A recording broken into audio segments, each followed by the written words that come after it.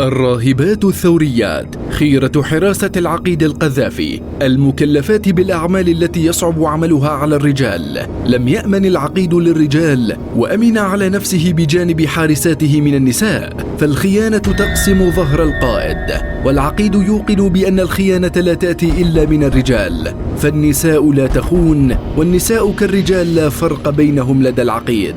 القذافي حرر المرأة الليبية ورفع مكانتها أمام العالم، الحراسة النسائية للعقيد القذافي. لكن قبل ذلك لا تنسى الإعجاب بالفيديو والاشتراك بالقناة وتفعيل زر الجرس ليصلك كل جديد على قناة شاهد لتعرف. لقبهن بالراهبات الخضراء أو الأمازونيات، وهن الحراسة النسائية المكلفة بحماية العقيد الليبي الراحل معمر القذافي.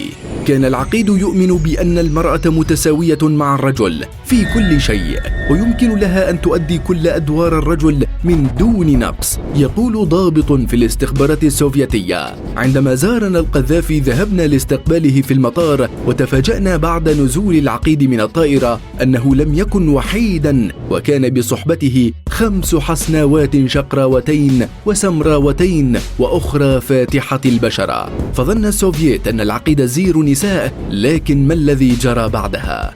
يقول الضابط: ذهلنا عندما رأينا هؤلاء الحسناوات مدججات بالسلاح ويتمتعن بهيئة جسدية رياضية ملفتة، وكانت هناك سيارة مخصصة للحرس، لكن الحسناوات لم يركبنها، وقفزنا على التعليمات وركبنا بالسيارة الاحتياطية الخاصة بالتمويه، وفتحنا نوافذ السيارة وأخرجنا أسلحتهن.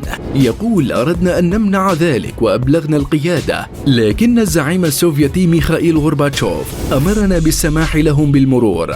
ويضيف: عندما رأت الحسناوات أن سيارتهن تبتعد كثيرا عن سيارة العقيد، اقتربنا أكثر وأكثر حتى أصبحنا بجانب سيارة العقيد، وهو ما أدهش السوفيت من جرأة مرافقات القذافي. عندما تشكلت مجموعة الحراسات النسائية في بداية ثمانينيات القرن الماضي، قال العقيد حينها أن توظيف الكادر النسائي مهم جدا، خصوصا أن الرجال يجدون صعوبة في إطلاق النار على النساء، بينما يسهل ذلك على بنات حواء.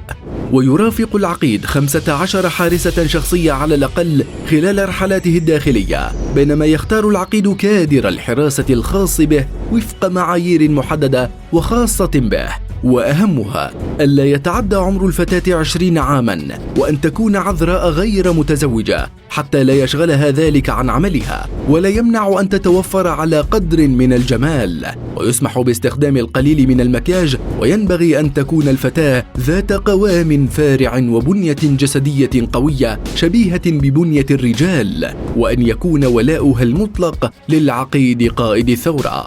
بينما يوفر العقيد لمرشحات الحراسة تدريبا وتأهيلا عسكريا مكثف، يتخلله تدريب استخدام الأسلحة بجميع أنواعها، والتدريب على رياضات الالتحام البدني كالجودو والكاراتيه وغيرها. وكان القذافي يطلق على حارساته جميعهن اسم عائشة، حبا وتقديرا لابنته الوحيدة عائشة. وكان العقيد يغدق على حارساته بالمال ويضاعف رواتبهن، ويجعل لهن زيارات تسوق إلى إيطاليا بين الحين والآخر.